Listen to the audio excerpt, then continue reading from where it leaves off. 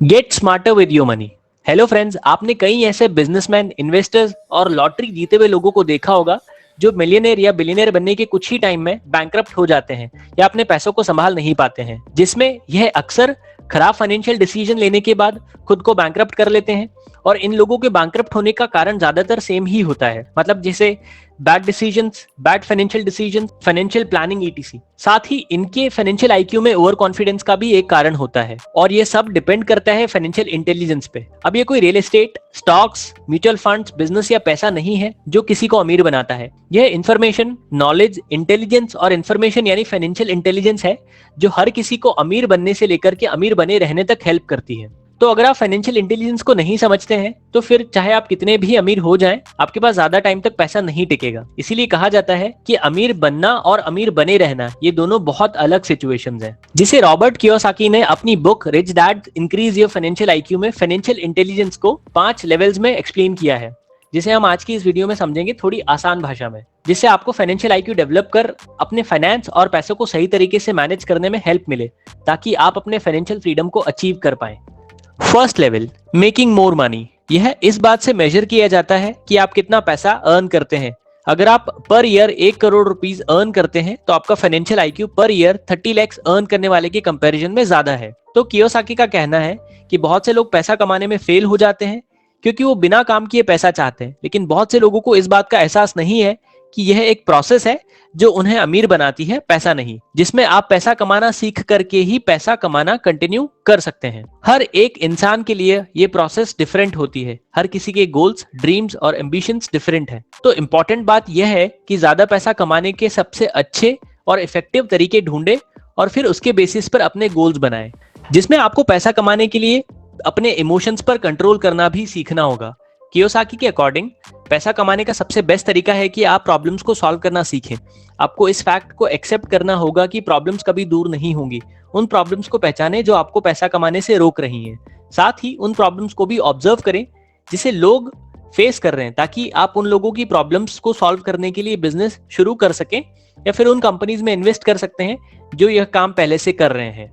Second, protecting your money. एक बार जब आप पैसा कमाना शुरू कर देते हैं तो आपको इसे प्रोटेक्ट करने की जरूरत होती है, स्पेशली टैक्सेस से।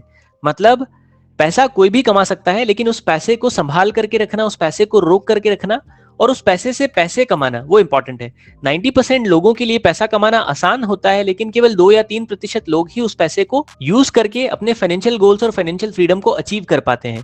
और जो अमीर नहीं बन पाते हैं उनके पीछे सबसे बड़ा कारण ये होता है कि वो लोग अपने पैसे को प्रोटेक्ट नहीं कर पाते हैं। और पैसे को प्रोटेक्ट करने का मतलब है कि आपको फेक लोगों, इन्फ्लेशन, फाइनेंशियल एडवाइजर, ब्रोकर्स, यानी वो सारे लोग जो आपसे आपके पैसे को छीनना या लेना चाहते हैं, उनसे बचना। इसलिए जो अमीर लोग होते हैं वो इसीलिए अमीर बन पाते हैं क्योंकि वो शुरू से ही पैसे को प्रोटेक्ट करना सीख जाते हैं। जैसे टैक्सेस का एग्जांपल लेते हैं तो कोई भी गवर्नमेंट मेनली 3 टाइप के टैक्सेस लेती है, इनकम टैक्स, कॉर्पोरेट टैक्स और कैपिटल गेन्स टैक्स, जो 3 अलग अलग इनकम्स पर लिए जाते हैं। जैसे अर्नड इनकम या सैलरीड इनकम पर इनकम टैक्स लिया जाता है। दूसरा, बिजनेस या पोर्टफोलियो इनकम पर कॉर्पोरेट टैक्स लिया जाता है, मतलब आपके बिजनेस से जो प्रॉफिट होता है उस पर टैक्स देना होता है। तीसरा, पैसिव इनकम पर कैपिटल गेन्स टैक्स लिया जाता है, मतलब जो आपने इन्वेस्ट किया होता है उस पर टैक्स देना होता है। तो यहाँ अमीर लोग अपने पैसों को कुछ इस तरह प्रोटेक्ट करते हैं कि पहला तो वो अपनी कंपनी से सैलरी बिल्कुल कम लेते हैं जिस पर उन्हें इनकम टैक्स ना के बराबर देना हो। दूसरा, वो अपनी कंपनी के प्रॉफिट्स को डाइवर्टेड करके, जिसे उनको कॉर्पोरेट टैक्स कम भी लगता है। तीसरा, वो लोग लॉन्ग टर्म के लिए इन्वेस्ट करते हैं क्योंकि कैपिटल गेन्स टैक्स तभी लगता है जब आप स्टॉक्स बाय या सेल करते हैं, यानी अगर आप ट्रांजैक्शंस ना करें तो आपके टैक्सेस नहीं लगेंगे। इसलिए अगर इनका खुद का बिजनेस है तो यह सैलरी ना लेकर उस कंपनी के शेयर्स लेते हैं और उन शेयर्स को लॉन्ग टर्म के लिए होल्ड करते हैं।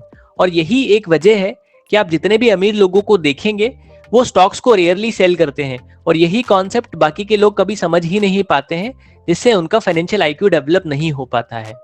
Third, budgeting your money. Kiyosaki लिखते हैं, अच्छी तरह से जीने के लिए और इन्वेस्ट करने के लिए आप चाहे कितना भी पैसा कमा लें, हाई लेवल फाइनेंशियल इंटेलिजेंस की जरूरत होती ही है। और ये फाइनेंशियल आईक्यू इस बात से मेजर किया जाता है कि खर्चों के बाद आपके पास कितना पैसा बचा है, जिसे आप अपने पैसों को बजटिंग से कंट्रोल कर सकते हैं। और बजटिंग के लिए एक फेमस रूल 50-30-20 को फॉलो कर सकते हैं, जिसमें आप अपनी इनकम का 50% आपकी रोजमर्रा की जरूरतों पर, 30% वो जो चीजें आप खरीदना चाहते हैं उन पर, और 20% आप इन्वेस्टमेंट या सेविंग्स करेंगे। लेकिन यह रूल उन लोगों के लिए होता है जो नए होते हैं और शुरुआत कर रहे होते हैं। अगर यही रूल आप अमीर लोगों का देखेंगे तो 95 रूल को फॉलो करते हैं, जिसमें 90% इन्वेस्टमेंट्स, 5% जरूरत पर खर्च करना और 5% अपनी लग्जरी पर खर्च करना। और ये डिफरेंस आता है फाइनेंशियल आईक्यू की वजह से। अब ये डिफरेंस कैसे होता है और ये एक डिटेल्ड टॉपिक होने की वजह से इसे नेक्स्ट वीडियो में डिटेल में समझेंगे, क्योंकि ये समझना आपके लिए बहुत जरूरी है कि बजटिंग काम कैसे करती है। तो चैनल को जरूर सब्सक्राइब कर ले ताकि ऐसी नॉलेजेबल वीडियोस मिस ना हो। Fourth, growing your money. यहां अगर आपको अपने पैसे को ग्रो करना है तो एक ही तरीका है जिसे बिजनेसमैन और इन्वेस्टर्स यूज करते हैं, और वो है अपने पैसे को इन्वेस्ट करना। अब यह तो सभी को पता होता है कि इन्वेस्ट करना रिस्की है, लेकिन यही फाइनेंशियल आईक्यू काम करता है, क्योंकि इन्वेस्ट ना करना उससे ज्यादा रिस्की है। और यह बात अमीर लोग बहुत अच्छे से समझते हैं। लेकिन वहीं मिडिल क्लास लोगों को देखें तो अपने पैसे को या तो सेविंग्स अकाउंट में रखेंगे, या फिक्स डिपॉजिट करेंगे, या गोल्ड में इन्वेस्ट करेंगे, जो कि लॉन्ग टर्म में आपको 7-8% से ज्यादा रिटर्न नहीं देगा। और यही बात रिच लोग बहुत अच्छे से समझते हैं कि यह चीजें उनके लिए नहीं है, इसलिए वो अपना टाइम यहाँ वेस्ट नहीं करते। क्योंकि स्टॉक्स या कंपनी में इन्वेस्ट करना शॉर्ट टर्म में रिस्की हो सकता है, लेकिन लॉन्ग टर्म में वो आपको जरूर वेल्थ बना कर देगा। और ये डिपेंड करता है आपके फाइनेंशियल आईक्यू पर कि आप अपने पैसे को कहां और कैसे इन्वेस्ट करते हैं। Fifth, improving your financial information. Financial information का मतलब सिर्फ बेसिक फाइनेंशियल कॉन्सेप्ट्स की नॉलेज होना नहीं, बल्कि इसका मतलब आपके जरिए किए गए इन्वेस्टमेंट्स की डिटेल्ड नॉलेज होना है। जैसे वॉरेन बफेट अब तक के सबसे सक्सेसफुल इन्वेस्टर्स में से एक हैं, फिर भी वह कभी गैम्बलिंग नहीं करते। वो अपने हर डिसीजन के लिए डीप रिसर्च करते हैं। किसी कंपनी के स्टॉक्स को बाय करने से पहले वो कंपनी के बारे में सब कुछ जानना चाहते हैं। इसी इंफॉर्मेशन से उन्हें कॉन्फिडेंस के साथ इन्वेस्ट करने में हेल्प मिलती है। लेकिन अगर आप 20s में हैं, तो आपको शुरुआत करने के लिए एसेट्स और लायबिलिटी को समझना जरूरी है, क्योंकि यह चीज हमें कभी सिखाई नहीं गई है कि कौन सी चीज हमारे लिए पैसा बनाएगी और कौन सी चीज हमारे पॉकेट से पैसा निकालेगी। मतलब आप कोई ऐसी जगह पैसा अपना अगर दे रहे हैं या खर्च कर रहे हैं जहां से आपको रिटर्न्स या प्रॉफिट्स मिल रहा है, तो वो आपके लिए एसेट है।